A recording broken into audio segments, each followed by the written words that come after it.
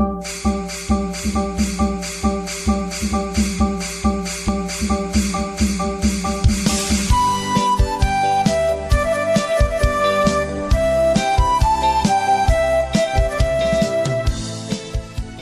ဂလာပါရှင်အခုဆိုရင်တော့ညီမတို့ဒီကလောမျိုးရောက်ရှိနေရပဲဖြစ်ပါတယ်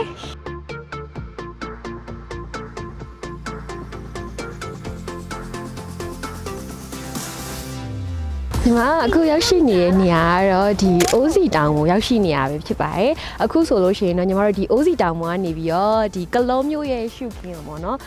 တဝါကြီးခံစားရမှာပဲဖြစ်ပါတယ်အဲ့ဒီအပြုံမှာအခုညီမရောက်နေတဲ့အချိန်ကတော့နေထွက်ချိန်ဖြစ်တဲ့ကြောင့်မို့တကယ်ကလောမျိုးရဲ့ဒီအလှကတော့အရန်လှနေပါတယ်တိတ်ပင်လေးနဲ့လေပြီးလို့ရှိရင်တော့ညီမတို့အခု Golden Hill Villa Project နဲ့ဆိုလို့ရှိရင်ဒီအိုးစီတောင်မှာနေကြည့်မယ်ဆိုလို့ရှိရင်ဟိုတေချာလေးကိုမြင်ရတယ်ပေါ့နော်ဒီရှုခင်းရဆိုလည်းလောကမြင့်တက်စရာကောင်းပါရဲ့ရှင်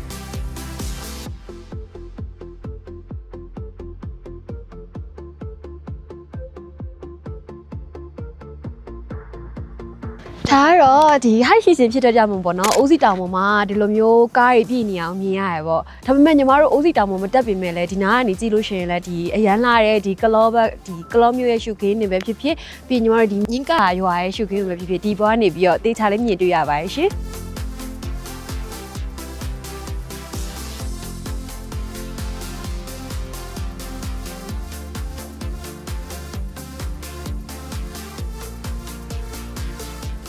အခုညီမရောက်ရှိနေရတော့ဒီကလုံးမျိုးမစီကိုရောက်နေရပဲဖြစ်ပါတယ်အဲ့တော့ရှမ်းပြည်နယ်ရဲ့ဒေသသက်အစားအစာဖြစ်တဲ့ဒီရှမ်းအစားအစာလေးကိုညီမတို့နဲ့ဒီပြောထားလိုက်တာအောင်နော်ဒီကလုံးမျိုးမစီထဲမှာဆိုလို့ရှိရင်လည်းဒီရှမ်းပြည်နယ်ရဲ့ဒေသအတွက်ပေါ့နော်အသီးနှံတွေဆိုလို့ရှိရင်အရင်ကပေါ်များရပေါ့ဒါဒေသဆိုတော့လေဒီမှာဆိုလို့ရှိရင်လည်းညီမတို့ထောပတ်တီတေးသေးလေးပေါ့နော်ပြီးရင်တော့ညီမတို့ဒီမှာဆိုလို့ရှိရင်လည်းလိမ္မော်သီးလည်းရှိရဲအရင်လည်းဈေးတန်ပါရဲ့ကလုံးမျိုးမှာဆိုတော့ဒီမှာဆိုလို့ရှိရင်လည်းဒီကလောရဲ့ပေါ့နော်ဒေတာထွက်ဆိုင်နေလဲအများအပြားရှိရပေါ့ဒီကလောမြို့မှာစီထဲမှာဆိုလို့ရှိရင်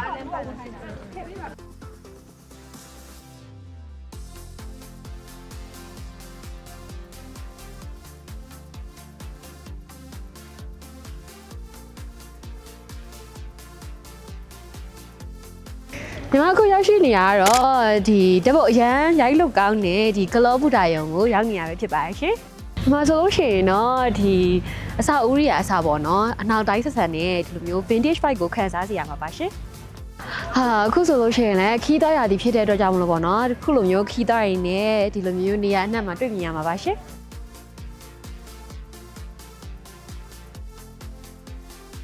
ဒီမှာဆိုလို့ရှိရင်လည်းဒီအရင်တုန်းကမြက်ထားခေါင်းတို့အဟောင်းယူထားပြီးတော့ဒီခီးသွားတွေအတွက်ပေါ့ဒီလိုမျိုးတပုတ်ရိုက်လို့ရမယ့်နေရာကောင်းလေးဖန်တီးပေးထားပါရှင်အဲ့ဆိုလို့ရှိရင်ညီမနဲ့တူတူကလောရဲ့တကယ်လာတဲ့နေရာကိုဆက်သွားလိုက်ကြအောင်နော်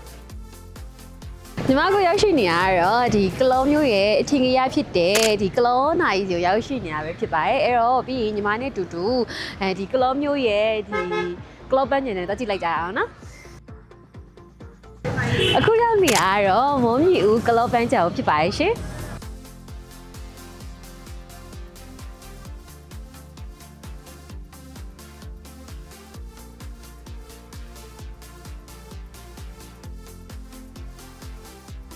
အခုလို့တာယာအေးချက်နဲ့ကလောမျိုးလေးမှာ second home အနေနဲ့နေထိုင်ကြသူတွေရှိလားရှိရဆိုလို့ရှိရင်တော့ညီမ project တိုးလေးတစ်ခုလိုက်ပြပေးဖို့ရှိပါရှင်ဒီ project တိုးကဆိုလို့ရှိရင်တော့ညီမတို့ဒီဈေးလေးတန်ရမယ်ကလောမျိုးရဲ့ location ရဆိုလို့ရှိရင်လည်းအချက်ချာကြမယ်အဲ့လိုမျိုးဒီ project လေးကိုစိတ်ဝင်စားရဆိုလို့ရှိရင်တော့ညီမနဲ့အတူတူဒီ project တိုးလေးကိုလိုက်ကြည့်လိုက်ကြအောင်နော်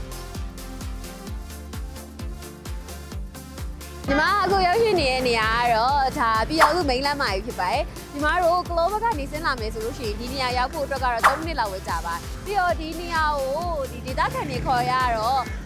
ဒီစစ်တကောင်နေရာလို့လည်းခေါ်ရဲပေါ့နော်အဲ့တော့ညီမနဲ့တူတူသွားကြည့်လိုက်ကြအောင်ခုနကညီမပေါ့နော်ဒီ project ထိုးလုပ်ပေးမယ်ဆိုတဲ့နေရာလေးကိုရောက်နေရပဲဖြစ်ပါတယ်ဒါကတော့ညီမတို့ဒီ Golden Hill Villa ရဲ့ Sea Gallery ပေါ့နော်စိတ်ကလရီမှာဆိုလို့ရှိရင်တောင်ကုန်းမြင့်လေးမှာဆိုတော့စောက်ထားချစ်စရာလေးပြီးလို့ရှိရင်ဒီမှာဆိုလဲညခင်းပြင်နေနေပေါ့နော်စိတ်ဆူဆူလေးနဲ့လှ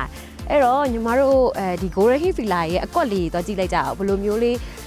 မြင်နေရအချိုးစားပေါ့နော်ဘယ်လိုမျိုးလေးအကွက်ချပေးထားလဲသွားကြည့်ကြအောင်ပြီးတော့သူကလမ်းမမေးတင်လေးပေါ့လမ်းမမေးတင်လေးဆိုတော့လဲတော်တော်ကောင်းနေဒီအကွက်လေးဆိုလို့ရှိရင်လေ ညီမအခုမြင်နေရတော့ဒီလမ်းမမေးတင်အကွက်လေးပေါ့သူကညီမတို့ဒီလမ်းမမေးတင်ဆိုလို့ရှိရင်location လေးကတော်တော်ကောင်းတယ်ညီမတို့ဒီမှာဆိုလို့ရှိရင်လည်း mountain view ပေါ့နော် mountain view လည်းမြင်ရမယ်ပြီးရင်ကားလမ်းမပေါ်မှာလည်းရှိတော့ location လေးကတော်တော်စင်ပြေရယ်သူဖွဲ့စည်းပြုံလေးဆိုလို့ရှိရင်လည်းညီမတို့အခုဒီနေရာလေးကကားပါကင်ကိုမှညီမတို့ကဒီလိုမျိုးကြောက်နှင်းလေးကားလေးနဲ့တက်ပြီးရောပေါ့နော်ဒီမှာဆိုလို့ရှိရင်ကိုယ့်အိမ်ပေါ်ရောက်မှာအဲ့တော့ second home အနေနဲ့စိတ်ဝင်စားနေချင်တဲ့ customer တွေအတွက်တော့တကယ်လို့မိုက်တယ်ပေါ့နော်အဲ့အပြင်မှာညီမဒီအရှိရ mountain view ရဲ့ဒီအောက်ကခြိုင်ဝမ်းလေးဆိုလို့ရှိရင်နောက်ပိုင်းသူတို့ဒီအိမ်ယာ project တွေထပ်လာဖို့ရှိရလို့ပြောတယ်အဲ့တော့ဒီညကတော့တကယ်ကောင်းတဲ့ location ဖြစ်သွားမှာပါအဲ့တော့ညီမနဲ့တူဒီလမ်းမမေးတင်မဟုတ်သေးပဲနဲ့ဒီအထက်ကနည်းနည်းလေးမြင့်တဲ့ဒီနားကအကွက်လေးလည်းသွားကြည့်လိုက်ကြအောင်နော်ဘယ်လိုမျိုး view ကိုမြင်ရမလဲဆိုတာ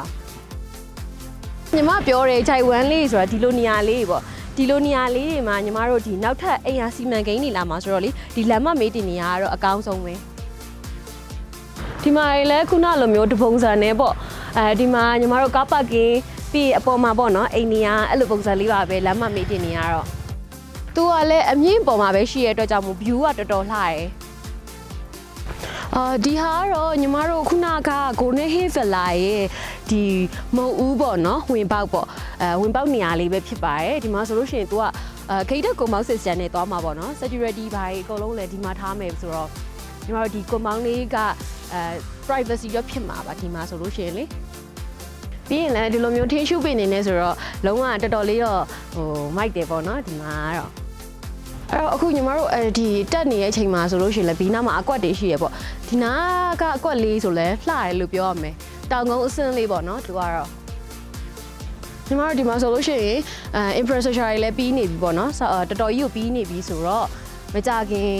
စီလာတော့မှဒီနေရာကလေအခုညီမရောက်ရှိနေရတော့ခုနက Golden Hill Villa ရဲ့ဒီအပေါ်ဆုံးဘက်ပေါ့နော်အပေါ်ဆုံးချက်ရောက်နေရပါဒီဟာကတော့ညီမခုနတက်လာတဲ့ရှောက်လန်းလေးပေါ့ဒီမှာဆိုလို့ရှိရင်တော်တော်များများဒီလိုမျိုးအောက်တွေနဲ့ပေါ့နော်ညီမတို့ခြံနေခတ်ထားပြီးအကွက်လေးပေါ်ထားပြီးပေါ့နော်view ကတော့ဒီဘက်က view ကတော့ညီမတို့ mountain view ပေါ့ညီမတို့ mountain view မြင်ရမယ်အဲ့ဆိုညီမနဲ့ဟိုဘက်ကဘာ view လေးမြင်ရမလဲတော့ကြည့်လိုက်ကြအောင်နော်ဒီကနေပြီးတော့မြင်ရတဲ့ view ကတော့ညီမတို့ဒီ OC တောင်ပေါ့ကလုံးမျိုးရဲ့ OC တောင်မြင်ရမယ်ပြီးရင်တော့ညီမဒီလမ်းမကြီးကတော့ပြည်အောင်စုလမ်းမကြီးပေါ့ပြောက်စုလမ်းမယူမြင်ရမယ်ပြီးရင်တော့ဒီဘက်ကတော့ mountain view ပေါ့လုံးဝဒီမှာဆိုလို့ရှိရင်လည်းအိမ်နေနဲ့လုံးဝ view လေးကတကယ်ပကြီးကားတစ်ချက်ကိုမြင်နေရတဲ့အတိုင်းပဲတော်တော်လေးလှပါတယ်ရှင်အဲ့တော့ညီမဒီဘက်လေးလိုက်ပြပေးမယ်ဒီမှာဆိုလို့ရှိရင်လည်းအကုန်လုံးတော်တော်များများညီမကြည့်ရတဲ့လောက်တော့အကွက်တွေပေါ်ထားပြီးပေါ့နော်ပြီးရင်ညီမ infrastructure လည်းပြီးဒါကတော့ညီမတို့ဒီ Golden Hill Villa ရဲ့ဒီကားဝင်အထွက်အပေါက်ကလေးပေါ့နော်အဲ့တော့ညီမဒီ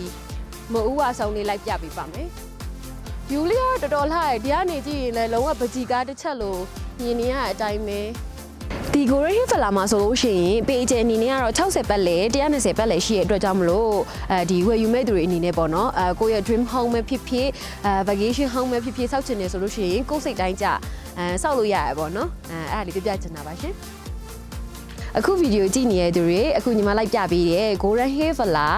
project ကိုစိတ်ဝင်စားတဲ့သူရှိရဲဆိုလို့ရှိရင် New Home Realty Facebook page နဲ့ hotline နံပါတ်39994946ကိုဆက်သွယ်ပြီးတော့အဆုတ်စမ်းနိုင်ပါတယ်ရှင်